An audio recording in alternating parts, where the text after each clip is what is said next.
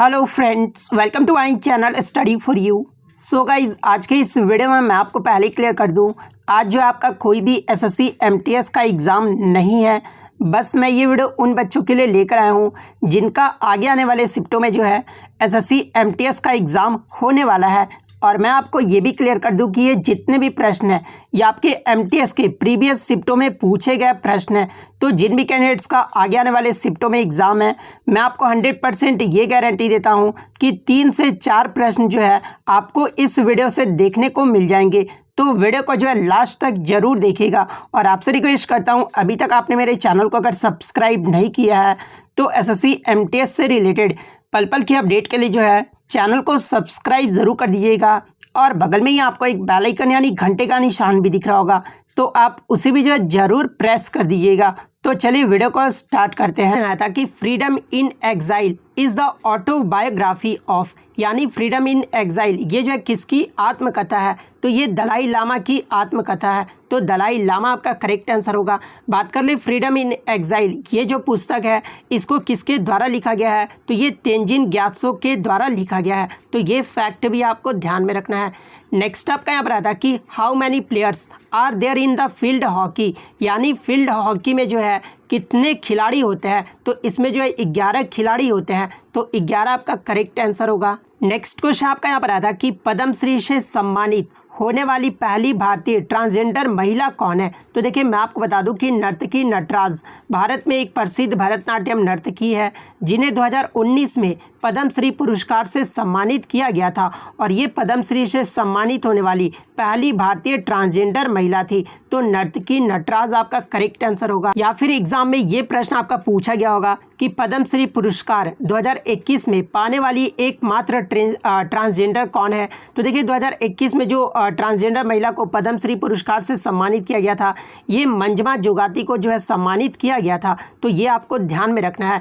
इसके अलावा भारत की पहली ट्रांसजेंडर वकील का अगर नाम पूछा जाए तो ये सत्यश्री शर्मिला है। पृथ्वी यासनी भारत की पहली ट्रांसजेंडर पुलिस अधिकारी है। तो ये फैक्ट भी आपको ध्यान में रखना है। नेक्स्ट क्वेश्चन आपका यहाँ पर आया था कि भारत में राज्यपालों की नियुक्ति जो है ये कौन करता है? तो देखिए, अनुच्छेद 155 के अकॉर्डिंग राज्यपाल की जो नियुक्ति है ना, ये राष्ट्रपति के द्वारा किया जाता है। तो राष्ट्रपति आपका करेक्ट आंसर होगा। नेक्स्ट क्वेश्चन आपका यहाँ पर आता है कि असम में झूम की खेती यानी स्लैश एंड बर्न फार्मिंग को जो है किस नाम से जाना जाता है? तो देखिए, असम में झूम की खेती को जो है ये शिफ्टिंग कल्टीवेशन यानी स्थानांतरण कृषि के नाम से जाना जाता है। तो शिफ्टिंग कल्टीवेशन आपका करेक्ट आंसर होगा। नेक्स्ट क्वेश्चन आपका यहाँ पर आया था कि निमराना बावड़ी ये जो है राजस्थान के किस जिले में स्थित है? तो देखिए, ये जो आपका निमराना बावड़ी है ना, ये राजस्थान के अलवर जिले में स्थित है। तो अलवर आपका करेक्ट आंसर होगा।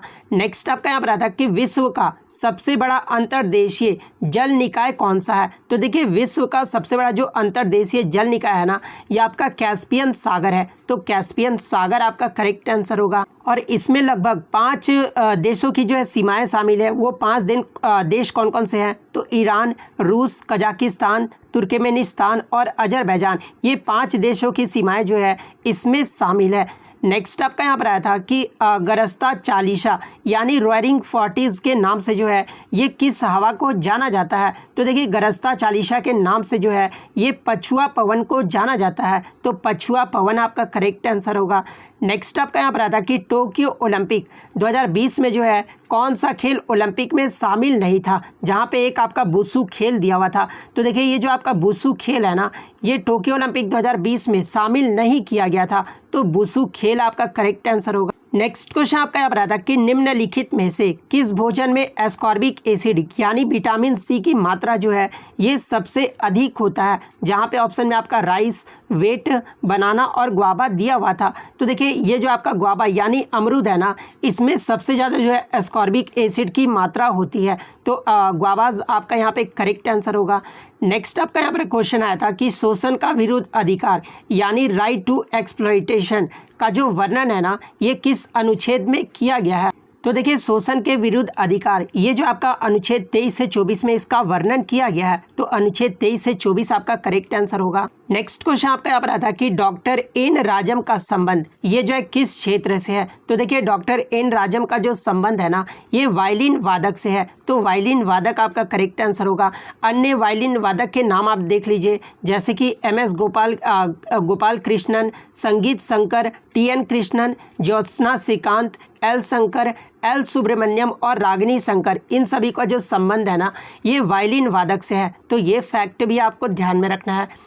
नेक्स्ट आपका यहाँ पर आता है कि बक्सर के युद्ध में ब्रिटिश सेना का नेतृत्व ये जो है किसने किया था। तो देखिए बक्सर का जो युद्ध है ना, ये 22 अक्टूबर 1764 को हुआ था और किसके विरुद्ध हुआ था, तो ये बंगाल के नवाब और ब्रिटिश सेना के विरुद्ध जो है ये युद्ध लड़ा गया था, जिसमें बंगाल के तरफ से या फिर भारत के तरफ से शाह आलम द्वितीय, मीर कासिम और सिराजुद्दौला नेतृत्व कर रहे थे। वहीं अगर ब्रिटिश सेना का नेतृत्व जो है ये हेक्टर मुनरो कर रहे थे, तो हेक्टर मुनरो आपका करेक्ट आंसर होगा। नेक्स्ट आपका यहाँ पर आता है कि किस गवर्नर जनरल ने बंगाल में जो है ड्यूल गवर्नमेंट को जो है समाप्त किया था, यानी बंगाल में द्वैध शासन को जो है किस गवर्नर जनरल ने जो है समाप्त किया था। तो देखिए बंगाल में द्वैध शासन जो है ये वारन हेस्टिंग के कार्यकाल में जो है समाप्त किया गया था, और कब, तो 1772 ईस्वी में किया गया था, तो वारन हेस्टिंग्स आपका करेक्ट आंसर होगा। नेक्स्ट आपका यहाँ पर आता है कि दिल्ली नगर पालिका संशोधन विधेयक 2022 संसद में जो है किसने प्रस्तुत किया था। तो देखिए दिल्ली नगर पालिका संशोधन विधेयक जो है ना 2022 में ये आपका गृह मंत्री के द्वारा जो है प्रस्तुत किया गया था, और वर्तमान में गृह मंत्री कौन है, तो ये अमित शाह है, तो अमित शाह आपका करेक्ट आंसर होगा। नेक्स्ट क्वेश्चन आपका यहाँ पर आया था कि पेटा द्वारा 2021 के पर्सन ऑफ द ईयर का जो पुरस्कार है ये किसे दिया गया है। तो देखिए पेटा का जो फुल फॉर्म होता है ना, ये people for the ethical treatment of animals होता है, और इसके लिए 2021 में पर्सन ऑफ द ईयर का जो पुरस्कार है ना, ये आलिया भट्ट को दिया गया था। वो अगर 2020 का पूछ ले तो ये जॉन अब्राहम को दिया गया था, तो ये फैक्ट आपको ध्यान में रखना है। नेक्स्ट आपका यहाँ पर आता है कि हॉर्नबिल त्यौहार ये जो है किस राज्य में मनाया जाता है। तो देखिए ये जो आपका हॉर्नबिल त्यौहार है ना, ये नागालैंड राज्य में मनाया जाता है, तो नागालैंड आपका करेक्ट आंसर होगा। नेक्स्ट क्वेश्चन आपका यहाँ पर आता है कि PM कौशल विकास योजना ये जो है किस मंत्रालय के द्वारा लॉन्च किया गया था। तो देखिए PM कौशल विकास योजना जो है ये आपका 16 जुलाई 2015 को लॉन्च किया गया था, और ये आपका कौशल विकास व उद्यमिता मंत्रालय के द्वारा लॉन्च किया गया था, तो कौशल विकास व उद्यमिता मंत्रालय आपका करेक्ट आंसर होगा। नेक्स्ट आपका यहाँ पर आया था कि हस्तिनापुर का लोहा त्रिनवानवन ये जो है किस राज्य में मिला है। तो ये जो आपका उत्तर प्रदेश राज्य के मेरठ जिले में स्थित एक नगर है हस्तिनापुर, तो ये आपका उत्तर प्रदेश राज्य में मिला है, तो उत्तर प्रदेश आपका करेक्ट आंसर होगा। नेक्स्ट आपका यहाँ पर आता है कि गुलाम वंश के संस्थापक कौन थे। तो देखिए गुलाम वंश के जो संस्थापक थे ना, ये कुतुबुद्दीन ऐबक थे, तो कुतुबुद्दीन ऐबक आपका करेक्ट आंसर होगा। क्वेश्चन आया था कि who is the author of the book train to Pakistan, यानी ट्रेन टू पाकिस्तान नामक जो पुस्तक है ना, इसके लेखक कौन है। तो देखिए ट्रेन टू पाकिस्तान नामक जो पुस्तक है इसके लेखक खुशवंत सिंह है, तो खुशवंत सिंह आपका करेक्ट आंसर होगा। और ये जो ट्रेन टू पाकिस्तान नामक पुस्तक है ना, ये खुशवंत सिंह की ऑटोबायोग्राफी भी है।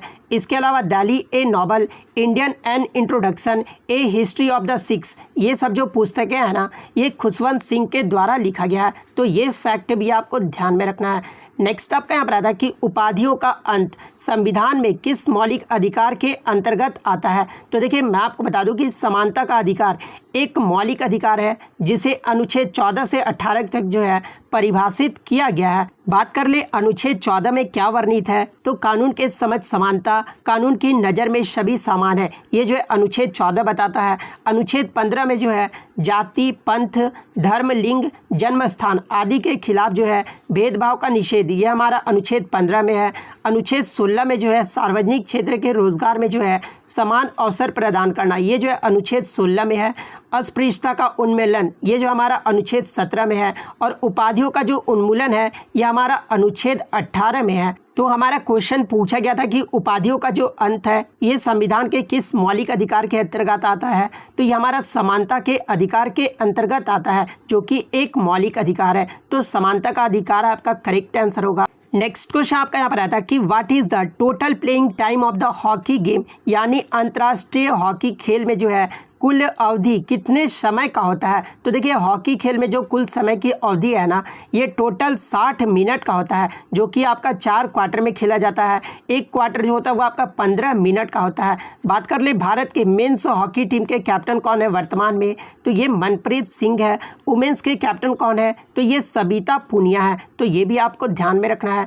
नेक्स्ट आपका यहाँ पर आता है कि what is the total percentage of urban population in Indian according to census 2011, यानी 2011 की जनगणना के अनुसार जो है भारत में शहरी जनसंख्या का कुल प्रतिशत पूछा गया था। तो देखिए 2011 की जो जनगणना हुई थी ना, उसमें भारत का जो शहरी जनसंख्या का परसेंट रहा था वो 31.16% रहा था। तो 31.16 आपका करेक्ट आंसर होगा। वहीं अगर रूरल पॉपुलेशन की बात कर ले, यानी ग्रामीण जनसंख्या की बात कर ले, तो 68.84% रहा था। तो ये फैक्ट भी आपको ध्यान में रखना है। और मैं आपको ये भी बता दूं कि 2011 के सेंसस से आपके हर शिफ्ट में जो एक प्रश्न पूछे जा रहे हैं, तो आप इसके इंपॉर्टेंट फैक्ट्स जान लीजिए। जैसे कि 2011 सेंसस का मोटो क्या रहा था? तो आवर सेंसस आवर फ्यूचर, इसका मोटो रहा था। हाईएस्ट अगर पॉपुलेशन यूटी की बात कर ले तो ये आपका दिल्ली का रहा था। वहीं लोवेस्ट पॉपुलेशन यूटी का अगर पूछा जाए तो ये लक्षद्वीप का रहा था। हाईएस्ट पॉपुलेशन स्टेट का पूछा जाए तो ये आपका उत्तर प्रदेश का रहा था। लोवेस्ट पॉपुलेशन स्टेट अगर पूछा जाए तो ये आपका सिक्किम राज्य का रहा था। हाईएस्ट अगर अर्बन पॉपुलेशन पूछ लिया जाए तो हाईएस्ट जो अर्बन पॉपुलेशन है ना, ये महाराष्ट्र का रहा था। वहीं अगर एवरेज सेक्स रेशियो भारत का, यानी भारत का लिंगानुपात कितना रहा था? तो 1000 पुरुषों पर जो है 943 महिलाएं थी। तो ये फैक्ट भी आपको ध्यान में रखना है। वहीं अगर हाईएस्ट सेक्स रेशियो किस राज्य का रहा था? तो ये आपका केरला राज्य का रहा था। कितना रहा था ये भी पूछा जाता है, तो 1084 रहा था। वहीं अगर लोवेस्ट सेक्स रेशियो, यानी लोवेस्ट जो लिंगानुपात रहा था, ये आपका हरियाणा राज्य का रहा था। कितना रहा था? तो 879 रहा था। वहीं अगर बात कर ले हाईएस्ट सेक्स रेशियो यूटी में अगर पूछा जाए तो ये आपका पुदुचेरी का रहा था। वहीं अगर लोवेस्ट सेक्स रेशियो यूटी का पूछा जाए तो ये आपका दमन एंड दीव का रहा था। टोटल पर्सन लिटरेसी रेट ये जो है कितना परसेंट रहा था भारत का? तो ये 74% रहा था।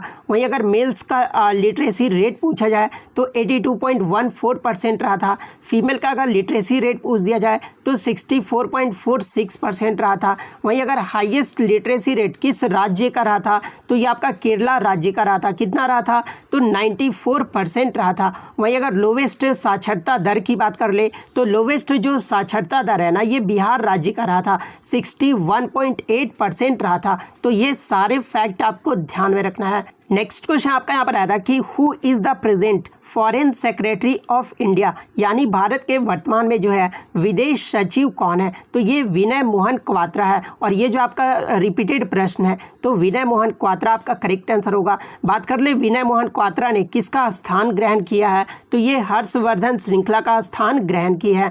तो ये भी आपको ध्यान में रखना है। नेक्स्ट आपका यहाँ पर आया था कि पीएम स्वनिधि से समृद्धि योजना वाज लॉन्च्ड ऑन, यहाँ पर लॉन्च्ड नहीं पूछा गया था, पूछा गया था कि पीएम जो स्वनिधि योजना है ना, ये किससे संबंधित है? तो देखिए मैं आपको बता दूं कि पीएम जो स्वनिधि योजना है ना, ये आपका किससे? तो स्ट्रीट वेंडर से संबंधित है। और ये किस मंत्रालय के द्वारा लॉन्च किया गया था? तो ये आपका ministry of housing and urban affairs के द्वारा जो है ये लॉन्च किया गया था। और कब किया गया था? तो ये आपका 4 जनवरी 2021 को लॉन्च किया गया था।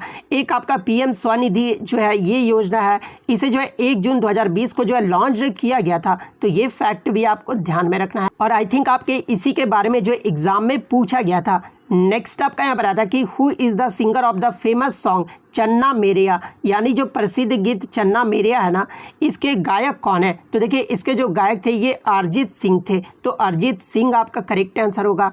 नेक्स्ट आपका यहाँ पर आता है कि which among the following is the highest peak in India, यानी भारत का जो सबसे ऊंची चोटी का नाम पूछा गया था। तो देखिए भारत का जो सबसे ऊंची चोटी है ना, ये कंचनजंगा है, जिसका हाइट कितना, हाइट भी एग्जाम में पूछा जाता है। तो 8586 मीटर है। बात कर ले ये जो है किस राज्य में कंचनजंगा? तो ये आपका भारत के सिक्किम राज्य में स्थित है। तो ये आपको ध्यान में रखना है। और ये जो आपका विश्व का तीसरा सबसे बड़ा चोटी है, विश्व के सबसे बड़े चोटी की बात कर ले तो ये आपका माउंट एवरेस्ट है। इसके अलावा बात कर ले आपके ऑप्शन में जो है कंचनजंगा नहीं दिया हुआ था, बच्चे बता रहे थे। तो देखिए अगर कंचनजंगा ऑप्शन में नहीं दिया होगा ना तो भारत का दूसरा जो सबसे ऊंची चोटी है ना ये आपका नंदा देवी है, और ऑप्शन में आपका नंदा देवी दिया हुआ था तो नंदा देवी आपका यहाँ पे करेक्ट आंसर होगा। बात कर ले नंदा देवी की हाइट कितनी है तो 7,816 मीटर है, और बात कर ले ये जो है पूरी चोटी जो है भारत में स्थित है, तो ये फैक्ट भी आपको ध्यान में रखना है। नेक्स्ट आपका यहाँ पर आता है कि वायुमंडल में नाइट्रोजन का परसेंट पूछा गया था। तो देखिए वायुमंडल में नाइट्रोजन का जो परसेंट होता है ना वो 78.08% है, तो 78.08% आपका करेक्ट आंसर होगा। इसके अलावा ऑक्सीजन की बात कर ले तो 20.95% है। आर्गन का अगर पूछा जाए तो 0.93% है। नियोन का अगर पूछा जाए तो 0.0018% है। इसके अलावा कार्बन डाइऑक्साइड का भी पूछा जाता है तो 0.0360% है। तो ये सारे फैक्ट जो आपको ध्यान में रखना है। नेक्स्ट आपका यहाँ पर आया था कि इलबारी वंश का पहला शासक कौन था। यहाँ पर इलबारी वंश या फिर आपका दिल्ली सल्तनत का पहला शासक पूछा गया था। तो देखिए दोनों में ही जो आपका करेक्ट आंसर होगा ना वो कुतुबुद्दीन ऐबक होगा, क्योंकि जो आपका गुलाम वंश की स्थापना है ना ये 1206 ईस्वी में किया गया था। तो दिल्ली का पहला सल्तनत का शासक कौन था तो कुतुबुद्दीन ऐबक आपका करेक्ट आंसर होगा। और ये जो कुतुबुद्दीन ऐबक था ना ये मोहम्मद गौरी का गुलाम था, तो ये भी आपको ध्यान में रखना है। नेक्स्ट आपका यहाँ पर आता कि प्लासी के युद्ध में सिराजुद्दौला की हार का मुख्य कारण पूछा गया था। तो जैसा कि आपको पता है कि प्लासी का जो युद्ध है ना ये 1757 में हुआ था, और इसमें जो रॉबर्ट क्लाइव ने सिराजुद्दौला के commander in chief Mir Jafar को जो है उन्हें अगला नवाब बनाने का जो है रिश्वत दिया था, जिसके परिणाम स्वरूप मीर कासिम से जो है विश्वासघात हुआ और अंग्रेजों की जीत हो गई थी। तो यहाँ पर पूछा गया था कि मुख्य कारण पूछा गया था, तो उनके commander in chief Mir Jafar Robert Clive की सेना में जो है शामिल हो गए थे। तो यही जो है सिराजुद्दौला का हारने का मुख्य कारण था। तो ये आपका यहाँ पे करेक्ट आंसर होगा। नेक्स्ट आपका यहाँ पर आया था कि टोक्यो ओलंपिक 2020 में जो है भारत को किस खेल में जो है स्वर्ण पदक मिला था। तो देखिए मैं आपको बता दूं कि टोक्यो ओलंपिक 2020 में भारत को जो है भाला फेंक यानी जैवलिन थ्रो में जो है स्वर्ण पदक मिला था, और ये जो है किसने दिलाया था तो नीरज चोपड़ा ने जो है स्वर्ण पदक दिलाया था। इसके अलावा एग्जाम में ये भी प्रश्न पूछा जाता है कि नीरज चोपड़ा ने कितने मीटर भाला फेंक कर जो है गोल्ड मेडल जीता था। तो 87.58 मीटर फेंक कर जो है ये गोल्ड मेडल जीते थे। इसके अलावा भारत टोक्यो ओलंपिक में जो है कितने मेडल जीता था तो ये 7 मेडल जीता था, जिसमें 1 गोल्ड 2 सिल्वर और 4 ब्रॉन्ज रहे थे। इसके अलावा बात कर ले अन्य मेडल जो जीते थे उनके बारे में, तो जैसे कि रवि कुमार दहिया ये जो सिल्वर मेडल जीते थे, और कौन से किग्रा में तो मेंस फ्री स्टाइल 57 किग्रा में जो है ये सिल्वर मेडल जीते थे। मीराबाई चानू की बात कर ले तो इन्होंने टोक्यो ओलंपिक 2020 में जो है सिल्वर मेडल जीता था, जो कि वुमेन्स 49 किग्रा वेट लिफ्टिंग में जीता था। लवलीना बोर्गेन की बात कर ले तो ये ब्रॉन्ज मेडल जीती थी, वुमेन्स वेट लिफ्टर 64.69 किग्रा में जीती थी। पीवी सिंधु जो है ये ब्रॉन्ज मेडल जीती थी, और ये बैडमिंटन में जीती थी। पुरुष हॉकी टीम जो है ये ब्रॉन्ज मेडल जीता था। बजरंग पूनिया जो है ये 65 किग्रा रेसलिंग मेंस में जो है ये ब्रॉन्ज मेडल जीते थे। तो ये सारे फैक्ट आपको ध्यान में रखना है। नेक्स्ट क्वेश्चन आपका यहाँ पर आता है कि भारत का कौन सा राज्य बांग्लादेश के साथ जो है बॉर्डर साझा करता है। तो देखिए मैं आपको बता दूं कि भारत के टोटल 5 राज्य जो है बांग्लादेश के साथ बॉर्डर साझा करते हैं। वो 5 राज्य कौन कौन से हैं तो पश्चिम बंगाल, असम, मेघालय, त्रिपुरा और मिजोरम, ये 5 राज्य जो है बांग्लादेश के साथ बॉर्डर साझा करते हैं। तो ऑप्शन में आपका मेघालय दिया हुआ था, तो मेघालय आपका करेक्ट आंसर होगा। नेक्स्ट आपका यहाँ पर आता है कि निम्नलिखित में से किस त्यौहार का संबंध जो है ये छेर पहनरा परंपरा से है। तो देखिए छेर पहनरा परंपरा से जो है ये आपका जगन्नाथ जो रथ यात्रा है ना इससे संबंधित है। तो जगन्नाथ रथ यात्रा आपका करेक्ट आंसर होगा। नेक्स्ट क्वेश्चन आपका यहाँ पर आया था भारतीय संविधान में संशोधन की प्रक्रिया यानी अमेंडमेंट प्रोसीड्यूर जो है ये किस देश से लिया गया है। तो देखिए भारतीय संविधान में जो अमेंडमेंट प्रोसीड्यूर है ना ये आपका दक्षिण अफ्रीका के संविधान से लिया गया है। तो दक्षिण अफ्रीका आपका यहाँ पे करेक्ट आंसर होगा। बात कर ले भारतीय संविधान में संशोधन की प्रक्रिया ये जो है किस भाग और किस अनुच्छेद में वर्णित है। तो देखिए भाग 20 और अनुच्छेद 368 में जो है संविधान में संशोधन की प्रक्रिया जो है ये वर्णित है। तो ये फैक्ट भी आपको ध्यान में रखना है। इसके अलावा आगे के शिफ्ट में जिनका भी एग्जाम है ये जरूर आप देख कर जाइएगा, जैसे कि भारतीय संविधान में संयुक्त राज्य अमेरिका से क्या क्या लिया गया है, तो मौलिक अधिकार, न्यायिक पुनरावलोकन, संविधान की सर्वोच्चता, न्यायपालिका की स्वतंत्रता, निर्वाचित राष्ट्रपति एवं उस पर महाभियोग का जो ये लिया गया, ये आपका संयुक्त राज्य अमेरिका से लिया गया है। उपराष्ट्रपति, उच्चतम एवं उच्च न्यायालयों के न्यायाधीशों को हटाने की जो विधि एवं वित्तीय आपात है ना, ये भी आपका संयुक्त राज्य अमेरिका से लिया गया है। इसके अलावा ब्रिटेन देश से जो है संसदात्मक शासन प्रणाली, एकल नागरिकता एवं विधि निर्माण की जो प्रक्रिया, ये आपका ब्रिटेन देश से लिया गया है।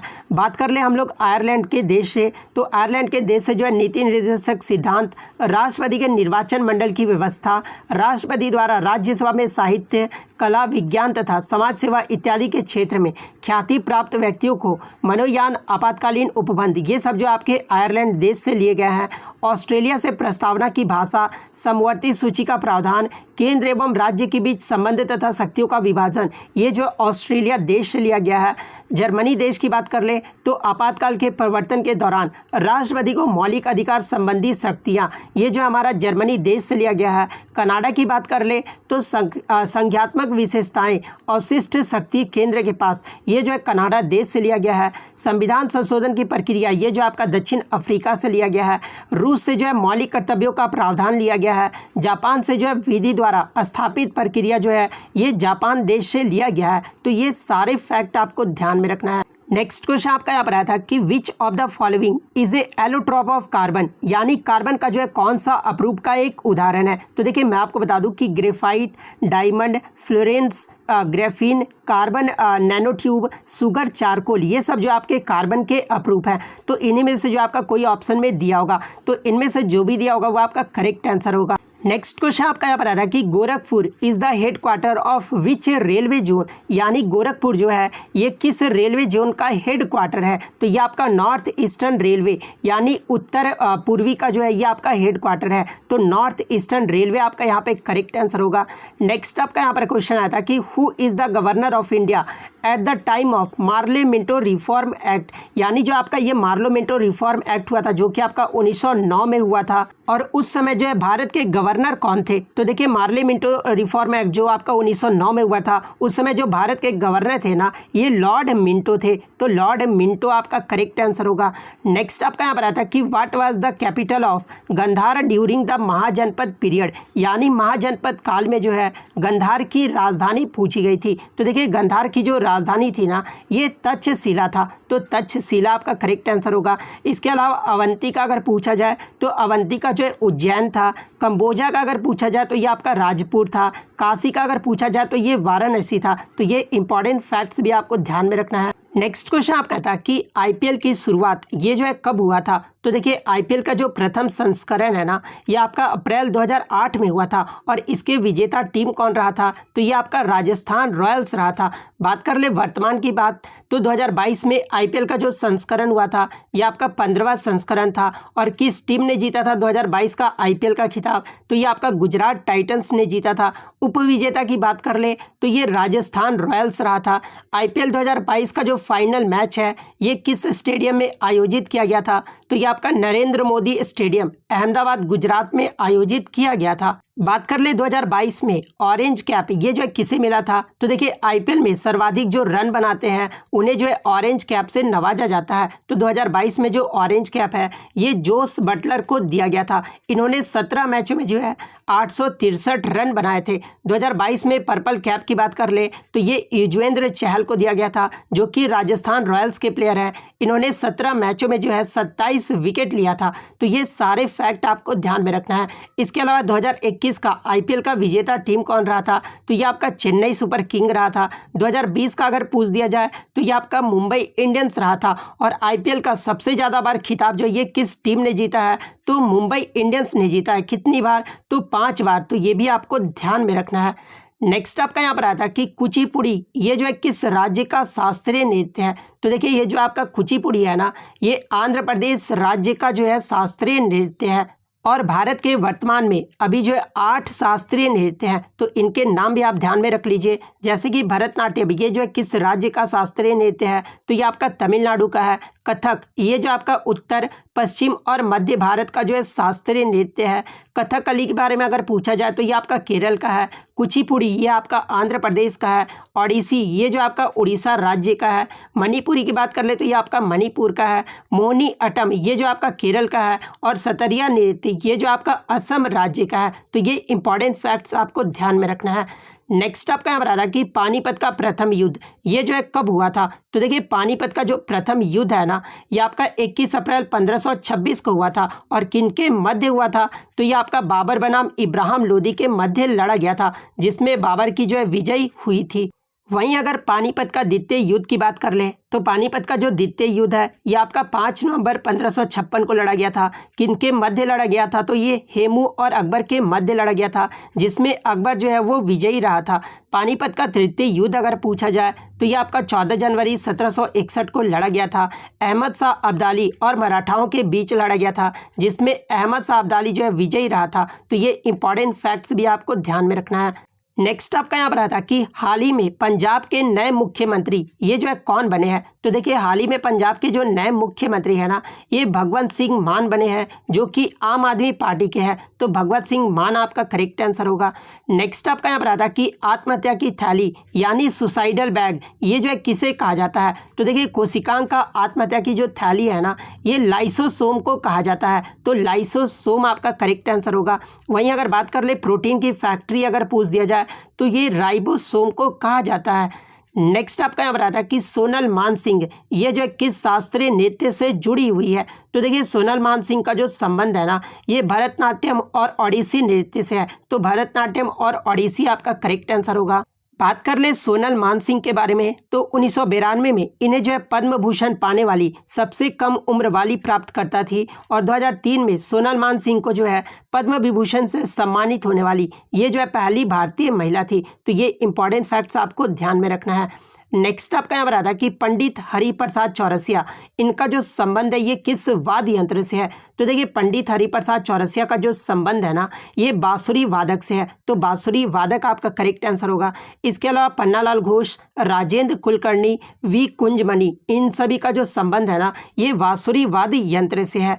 नेक्स्ट क्वेश्चन आपका यहाँ पर आता है कि इनमें से कौन सा देश जो है भारत के साथ भूमि सीमाएं यानी लैंड बॉर्डर जो है साझा नहीं करता है। तो देखिए मैं आपको बता दूं कि भारत के साथ टोटल 7 देश जो है आपके लैंड बॉर्डर यानी भूमि सीमाएं जो है वो साझा करते हैं। और वो 7 देश कौन कौन से हैं तो एक आपका भूटान, बांग्लादेश, चीन, अफगानिस्तान, म्यांमार, नेपाल और पाकिस्तान ये टोटल 7 देश जो है भारत के साथ जो है आपके भूमि सीमाएं साझा करते हैं। और आपके ऑप्शन में जो आपका श्रीलंका दिया हुआ था तो देखिए श्रीलंका, मालदीव और इंडोनेशिया ये जो आपके 3 देश है ना ये भारत के साथ समुद्री सीमाएं साझा करते हैं, ना कि भूमि सीमाएं साझा करते हैं। तो श्रीलंका आपका यहाँ पे करेक्ट आंसर होगा।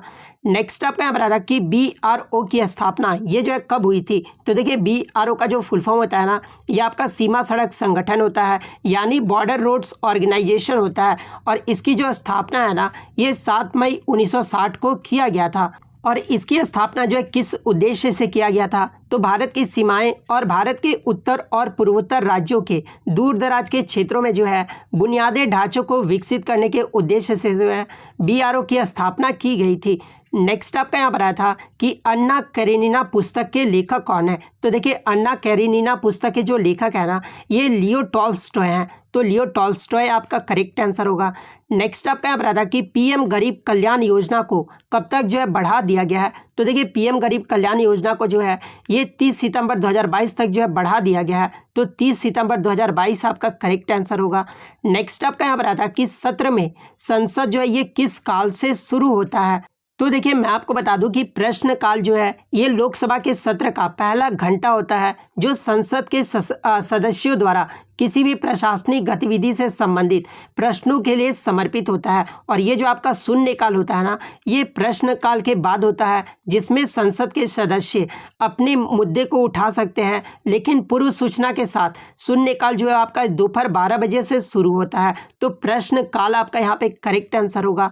नेक्स्ट आपका यहाँ पर आया था कि राज्यसभा के सभापति कौन होते हैं। तो देखिए राज्यसभा के जो सभापति है ना ये उपराष्ट्रपति होते हैं, तो उपराष्ट्रपति आपका करेक्ट आंसर होगा।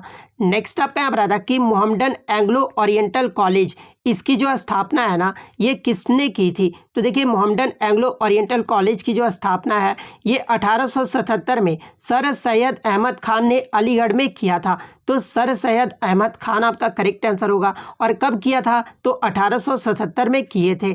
नेक्स्ट आपका यहाँ पर था कि 1884 में डेक्कन एजुकेशन सोसाइटी के सदस्य कौन नहीं थे?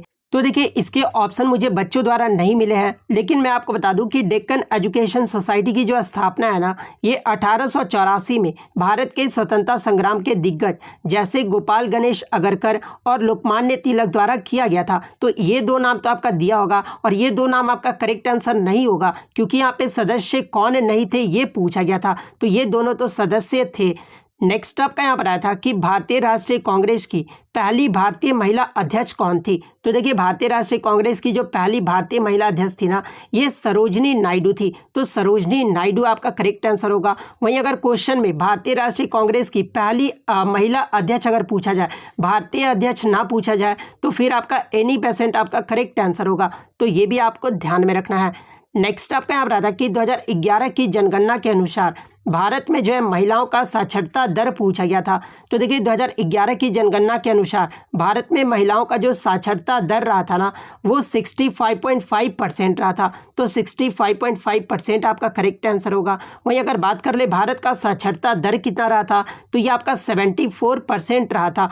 वहीं अगर पुरुषों का पूछ ले तो ये आपका 82% रहा था। तो ये फैक्ट भी आपको ध्यान में रखना है। नेक्स्ट क्वेश्चन आपका यहाँ पर आता कि अमीबा के बारे में निम्नलिखित में से कौन सा कथन सही दिया हुआ है? तो देखिए इसके भी ऑप्शन मुझे बच्चों द्वारा नहीं मिले हैं, लेकिन मैं आपको बता दूं कि अमीबा एक कोशिकीय जीव है जो अपने आकार को बदलने की क्षमता रखता है। अगर ये ऑप्शन में था तो ये आपका करेक्ट आंसर होगा। इसके अलावा इसे जगत प्रोटिस्टा के अंतर्गत वर्गीकृत किया गया है। और अमीबा की जो संरचना है ना ये अति सूक्ष्म है और ये जो है मीठे पानी की धाराओं और तालाबों की निचली सड़ी गली वनस्पतियों पर जो है ये आपका अमीबा पाया जाता है। वहीं अगर बात कर ले अमीबा की संरचना में कोशिका द्रव्य, प्लाज्मा, झिल्ली और केंद्रक होते हैं और ये जो है सभी कोशिकीय कार्यों को जो है अंजाम दे सकता है। वहीं अगर बात कर ले पादाब यानी स्प्यूडियोपोडिया के माध्यम से जो है अमीबा की गति वो जो है आपका संभव हो पाता है और ये जो है अलैंगिक माध्यम से जो है प्रजनन करता है। उदाहरण के तौर पे द्विखंडन